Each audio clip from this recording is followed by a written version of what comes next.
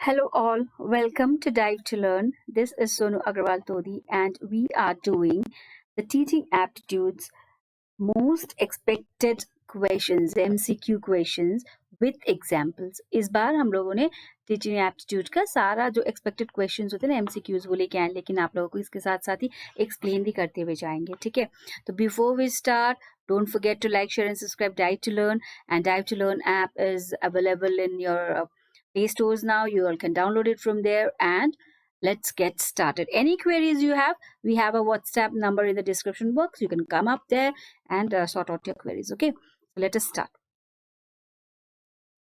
So सबसे पहला first question for this teaching aptitude is, which one of the following is the main objective of teaching?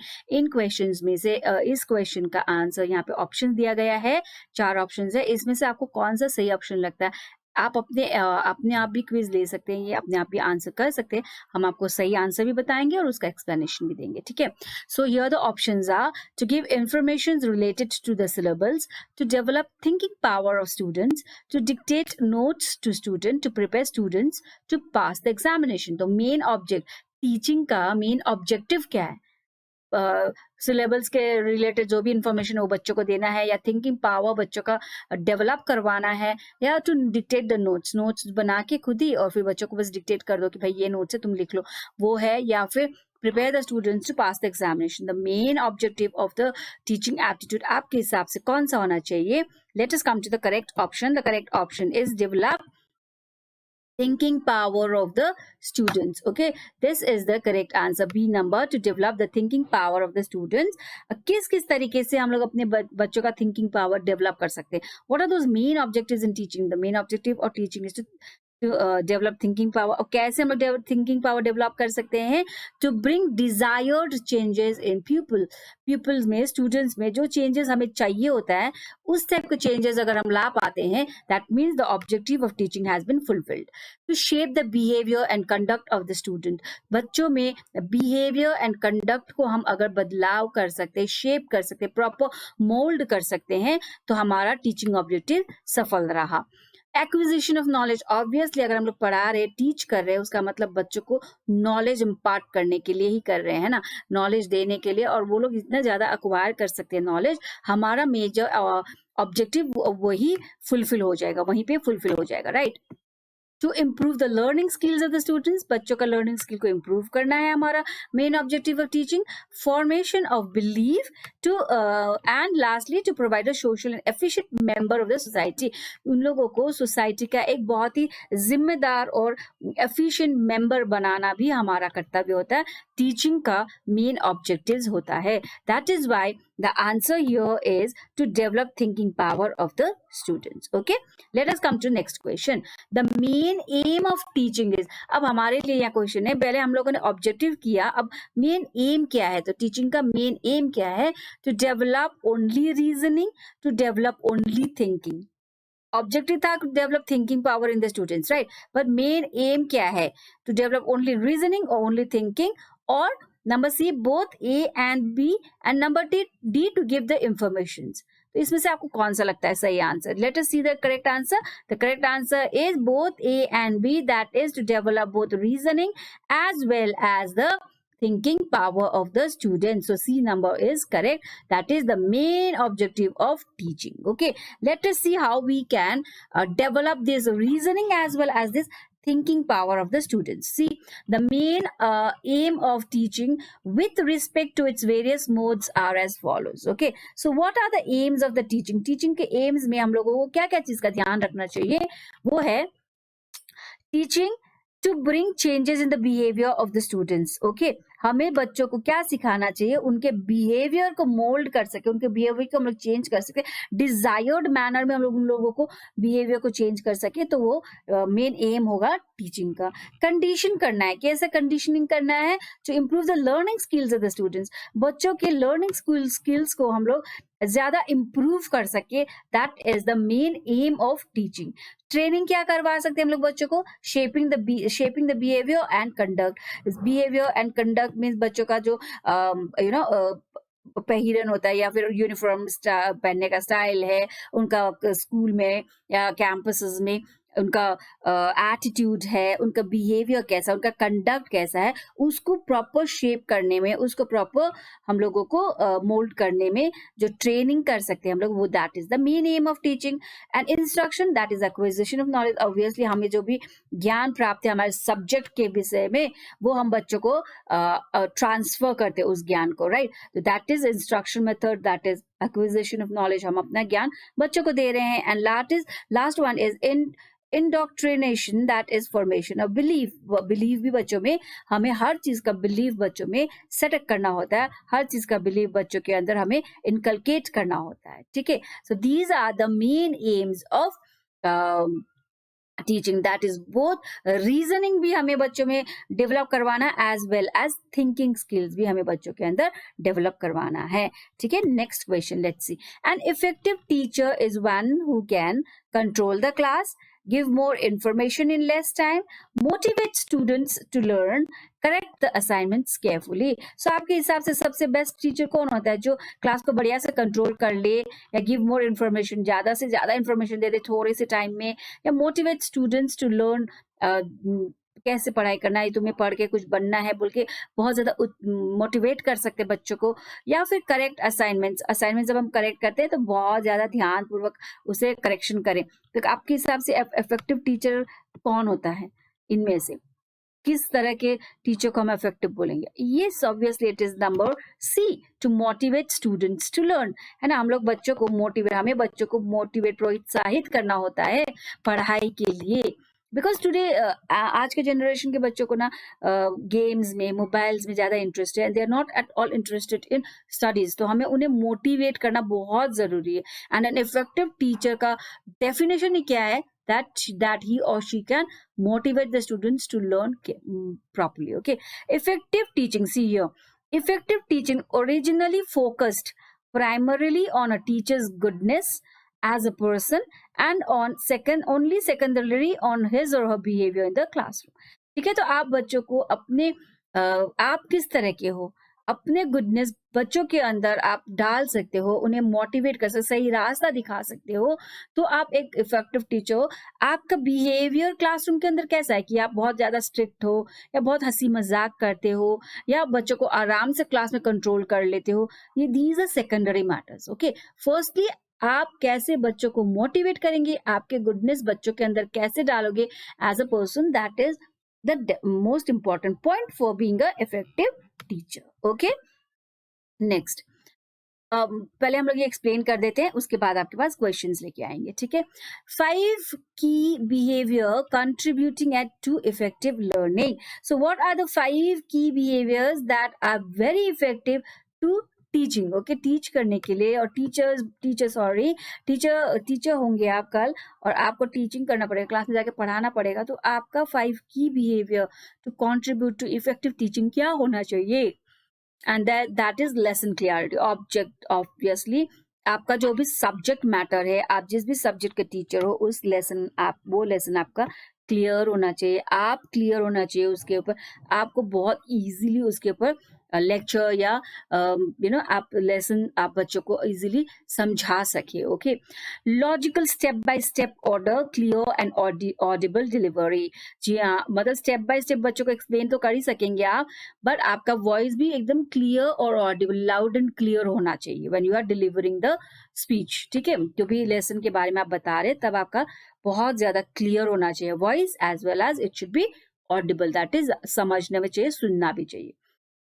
Instructional varieties, variability in materials, questioning, feedbacks and teaching strategies. So जब भी आप पढ़ा रहे हो, जब भी आप कुछ सिखा रहे हो अपने सब्जेक्ट मैटर के अंदर, तो आपका इंस्ट्रक्शनल वैरायटीज डिफरेंट टाइप्स के होने चाहिए।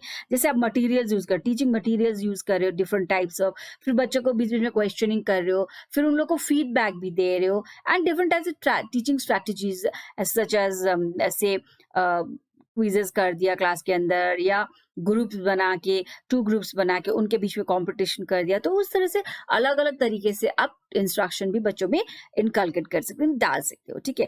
Task orientation, that is content Orient instead of process Orient.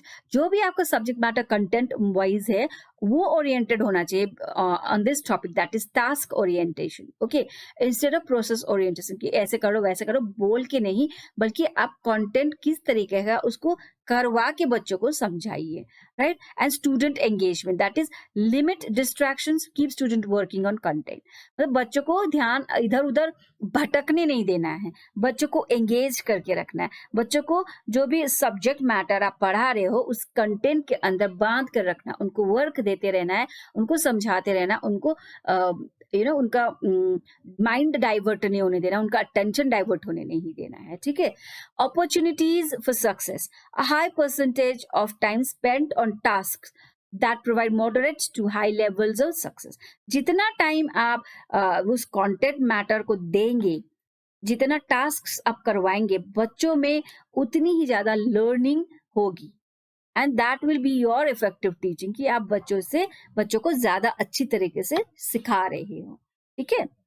So let us see, effectiveness of teaching depends on, ठीक है। तो हम लोगों ने अभी पढ़ लिया था कि इफेक्टिवनेस ऑफ टीचिंग कैसे किया जाएगा।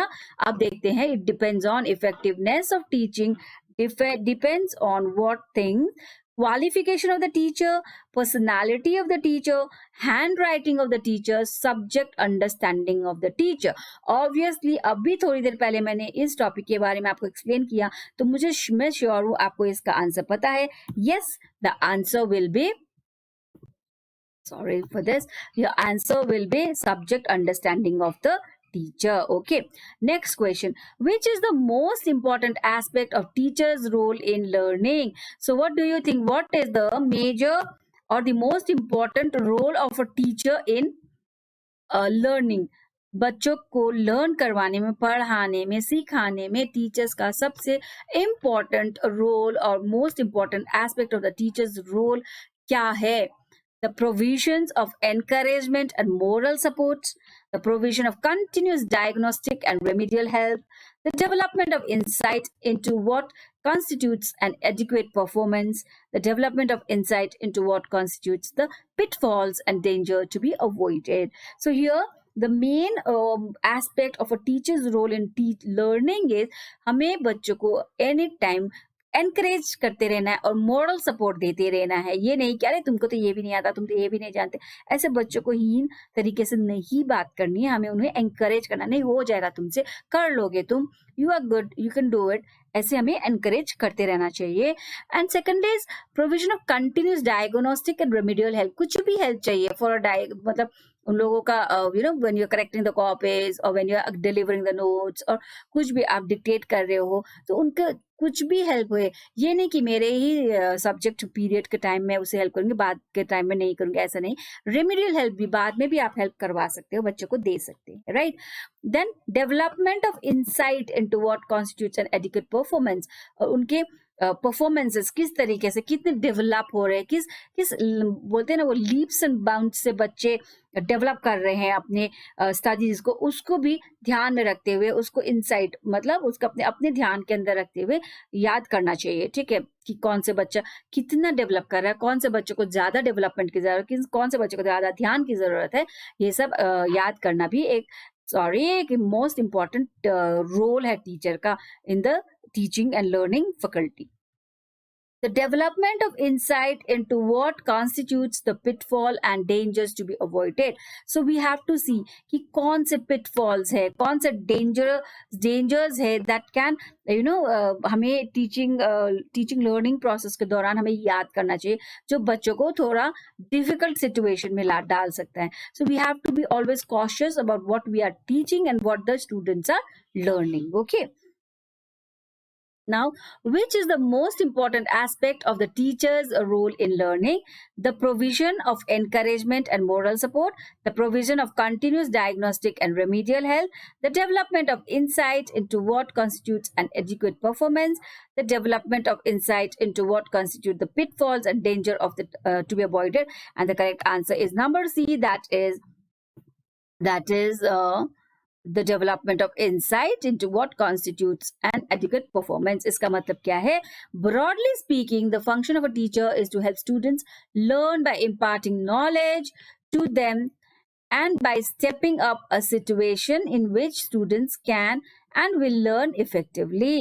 But teachers fill a complex set of roles which vary from one society to another and from one education level to another. So here development of insight into what constitute an educated performance का मतलब क्या है? तो most important aspect of teachers role यही रहा है ना।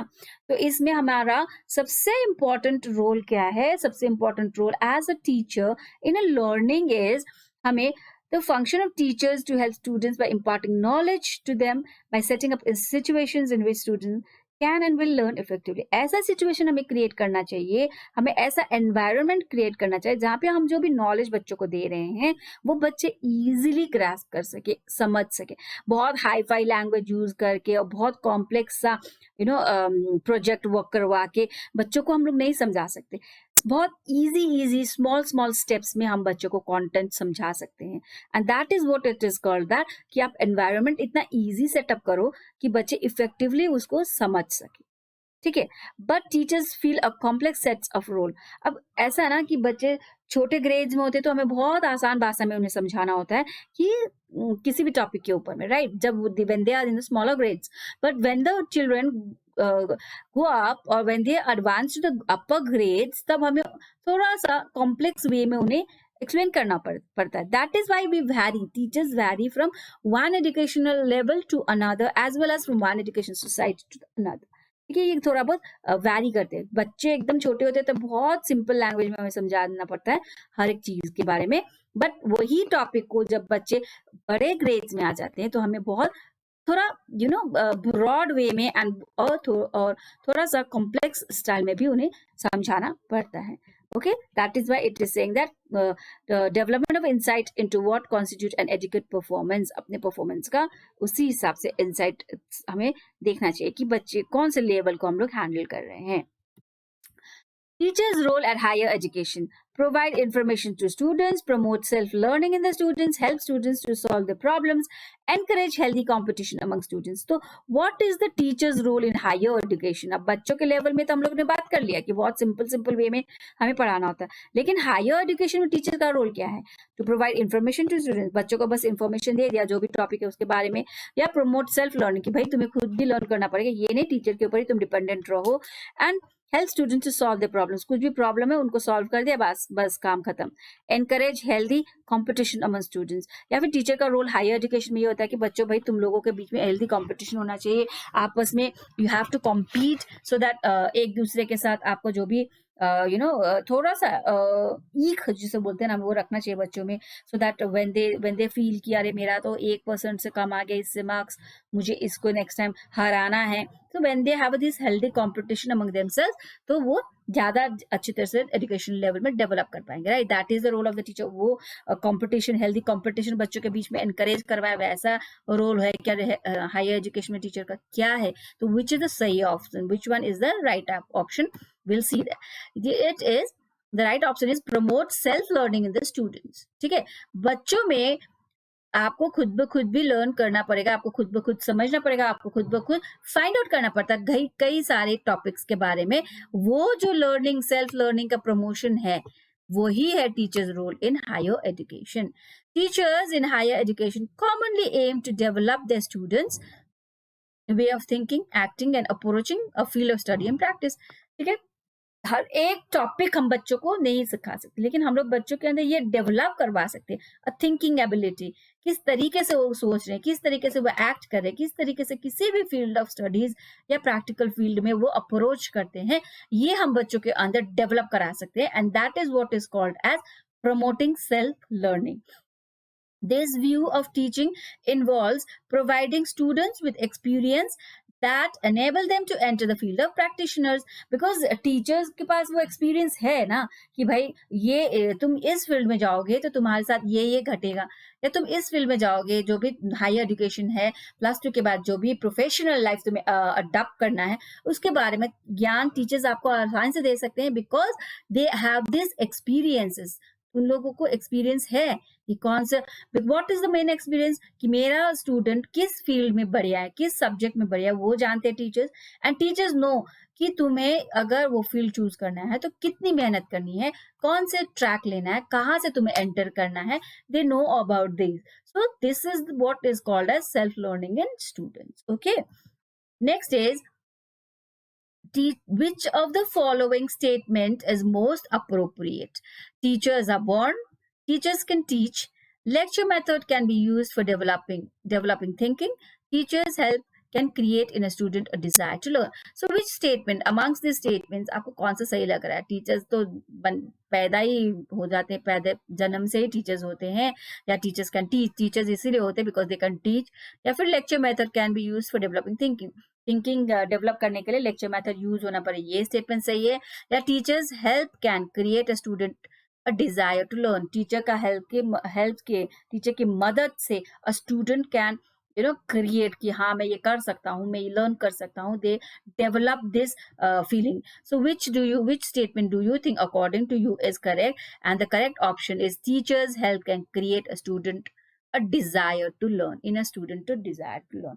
Teacher अगर आपकी मदद कर रहे हैं, टीचर आपको हेल्प कर रहे हैं, that means a student can seek the help of from the teacher, and their desire to learn can be fulfilled. Okay, next is the most appropriate meaning of learning is, learning का सबसे important और सबसे क्या कहते हैं सही meaning क्या है? Meaning of learning, acquisition of skills, personal adjustment, inculcation of knowledge, modification of behavior. What do you think meaning of learning is? कि आप कुछ ना कुछ स्किल्स सीख रहे हैं, कुछ ना कुछ आपको स्किल्स आता है वो है, या फिर पर्सनल एडजस्टमेंट, भाई कहीं पे भी मैं तो एडजस्ट कर लेता हूँ, वो आपका मीनिंग ऑफ लर्निंग है। या इनकलकेशन ऑफ नॉलेज, मतलब कुछ भी जो भी सिखाया जा रहा है स्कूल के अंदर, कॉलेजेस के अंदर, कुछ भी नॉलेज दिया जा रहा है वो मैं लेके ग्रैंड कर रहा हूँ, that is the meaning of learning. या मॉडिफिकेशन ऑफ बिहेवियर, आपके बिहेवियर में अगर कोई चेंजेस आता है तो उसे आप लर्निंग कहेंगे। कौन सा है the appropriate meaning of the सही मीनिंग ऑफ लर्निंग? मेरे हिसाब से सही meaning of learning is modification of behaviour. Yes, it is modification of behaviour. जब आपके बिहेवियर में कोई चेंजेस आता है, then it can be said that you are learning something, you have learned something. Learning is the modification of behavior as a result of experience. So this is the definition of learning. Okay, learning is the modification of behavior as a result of experience. The child brings changes in his behavior after gaining experiences from the environment. So why do we say that learning, the real meaning of learning is modification of behavior? Because when the behavior changes, learning happens, ऐसा कहा जाता है, ठीक है। And as a result of experience, आप कुछ कुछ सीखते जाते हो और आपके एक्सपीरियंस के बदौलत, आपके एक्सपीरियंस के बेसिस पे आपका बिहेवियर चेंजेस होते जाते हैं, ठीक है। That is called as learning. आपने कुछ ना कुछ सीखा, इसीलिए आपका बिहेवियर चेंज हुआ। एंड आपका बिहेवियर चेंज क्यों हुआ? Because of the experience that you gain from learning. That is the real meaning of learning. Okay, next, learning is a broad term, right. Learning बहुत बड़ा है। कहते हैं ना, लर्निंग आपका जब आप पैदा होते हो तब से शुरू होता है, until and unless you enter in the grave, तब तक आपका लर्निंग प्रोसेस चालू ही रहता है, राइट। So that is why learning is called as a very broad term. आप लर्निंग ये नहीं बोल सकते कि एक एक्सपीरियंस मेरे को मिल गया then my learning is finish, ऐसा नहीं। लर्निंग बहुत ब्रॉड टर्म है। Learning includes all activities which affect children. Along with growing process, the mental development of child occurs. As a result, changes takes place in his behavior continuously. The child goes on learning through experience.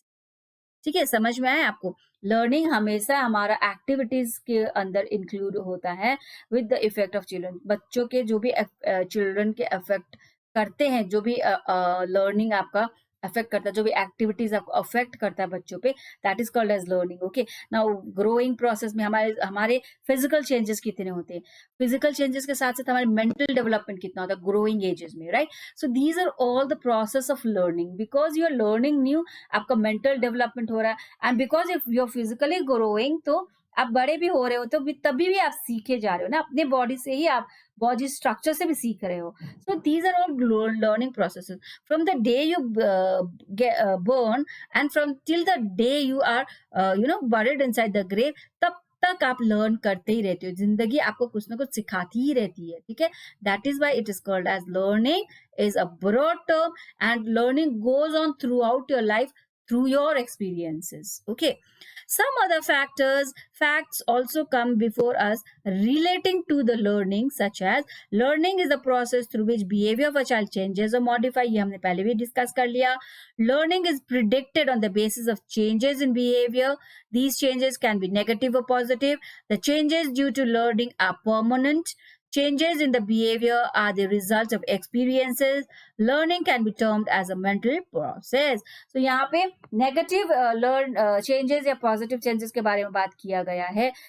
Learning can be predicted on the basis of changes in behavior के बारे में बात किया। That means that बच्चे जैसे जैसे बड़े हो रहे हैं, जैसे जैसे सीख रहे हैं, एनवायरनमेंट से भी सीख रहे हैं। ये नहीं कि खाली टीचर ही सिखा रहा है, जो नॉलेज टीचर दे रहा है बस वही सीख रहा है, ऐसा नहीं है।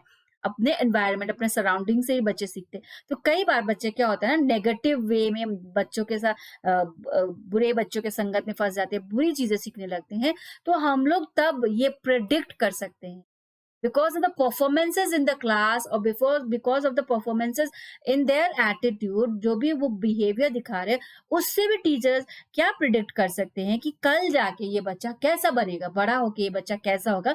that can be easily predicted by what this child is learning now, वो growing process में क्या सीख रहा है, ठीक है। that is why this sentence is added, learning is predicted on the basis of change in behavior and changes in the behavior can be negative or positive. हमेशा बच्चा सही सीखता है ऐसा जरूरी नहीं, पर हमें वो रास्ता उन्हें सही दिखाना पड़ता है। As a teacher we are responsible to show the right path to the children, ठीक है। And that is why learning is termed as a mental process, because जो बच्चों के अंदर हम लोग डालेंगे, बच्चे तो एकदम ब्लैंक, एकदम कच्चा, वो कहते हैं ना मट्टी का घड़ा होता है, जिससे जैसे जैसे मोल्ड कर दो उसे वैसे ही मोल्ड हो जाएंगे, वैसे ही शेप ले लेंगे। तो हमें ये चीज का ध्यान रखना होता है एज अ टीचर, जब हम उन्हें पढ़ा रहे हैं, जब हम उनके डिफरेंट एक्टिविटीज में इन्वॉल्व करवा रहे हैं, तो उनका मेंटल प्रोसेस भी, इसमें उनका मेंटल डेवलपमेंट भी हो रहा होता है। तो हमें हमेशा ये याद ध्यान रखना चाहिए कि बच्चों को हमें सही रास्ता ही दिखाना है as a teacher. Got it?